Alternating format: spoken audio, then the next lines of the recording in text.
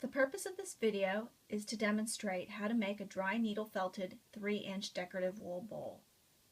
We will use the following supplies: 1/2 ounce of wool roving in light gray, a little bit of cranberry colored wool roving, and a little bit of white wool roving, a size 36 felting needle, and a 3-inch smooth foam ball.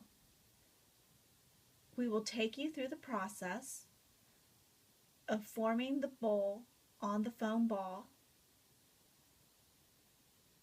and then creating a really firm bowl on that foam ball and adding the colored dots. You'll begin by pulling away about 1/4 of your wool and laying it across the foam ball up to that line that marks the halfway point of the foam ball. We do not recommend going beyond that line or the bowl will be oddly shaped. Wrap the wool and begin poking gently with your felting needle. The felting needle has barbs on the tip, and those barbs help bind the wool fibers together to create the shape and density. You will still have bits of wool that seem a little bit stubborn, haven't quite adhered to the foam ball. The goal is not to jam the wool into the foam ball, but to use the foam ball to shape the wool. Naturally, the wool will adhere a little bit to the foam ball. Continue poking these stubborn areas of wool, and note that at this point in the process, neatness is not very important. And after you've gotten a general shape, you can neaten up the appearance by laying some wool over the spots that aren't so pretty. You will continue to lay wool like this over thin areas on the ball and continue to poke until it adheres to the bowl shape. You will notice that the top rim of your bowl appears to be a bit flimsy. We address that by taking the felting needle and poking it directly into that rim area, avoiding the foam ball. The barbed needle will bind the wool fibers together to create a firm, dense shape. You will repeat this process as often as you layer wool on top of the bowl. You'll notice you have a bit of a bald spot in this example, and you'll have bald spots in various areas on your bowl. We deal with the bald spots by taking a little bit of wool, folding it to create some thickness, and on the bottom of the bowl we lay it, and then we gently poke with the felting needle.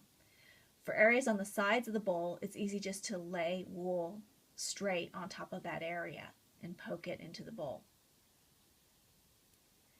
Now that you've got the area covered, you're going to want to cover up the seams of that little patchwork by taking the wool roving and going over it like we did earlier.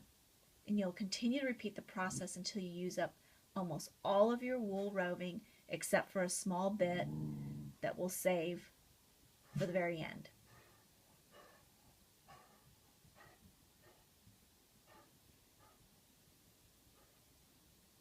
You'll do this for about an hour to an hour and a half and get a firm bowl shape. For adding the decorative dots, take a little bit of the cranberry wool and roll a little bit between your fingers to create a loose circle. Place it anywhere you want on the bowl.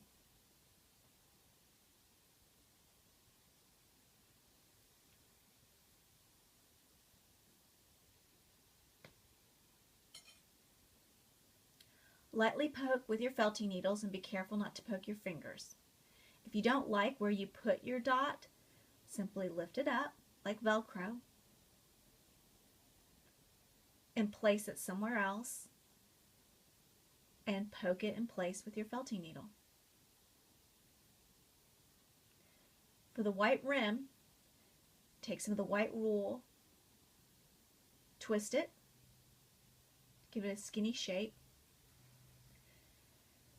and place it along the perimeter of the cranberry circle,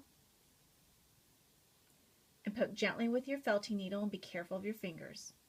Use the tip of the felting needle to tuck in any loose ends and to neaten it up. Now you have your dots, and you can place them in various sizes throughout your whole bowl. Now it's time to remove the bowl from the foam ball. As we mentioned earlier, the point is not to firmly attach the bowl to the ball, but it will attach a little bit.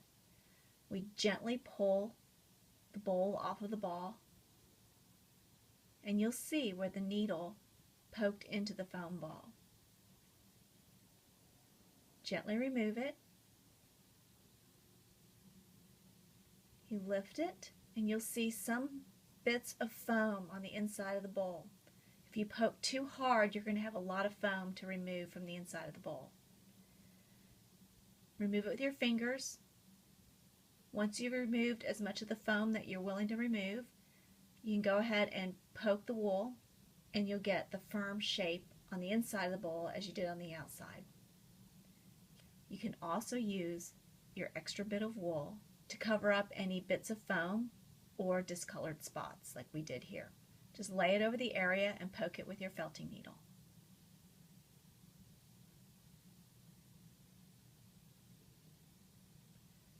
You can check out purlandloop.com for a variety of 3-inch felted bowl kits. The Purl and Loop kits contain the wool, photo instructions, felting needles, a foam ball, and a Purl and Loop project bag.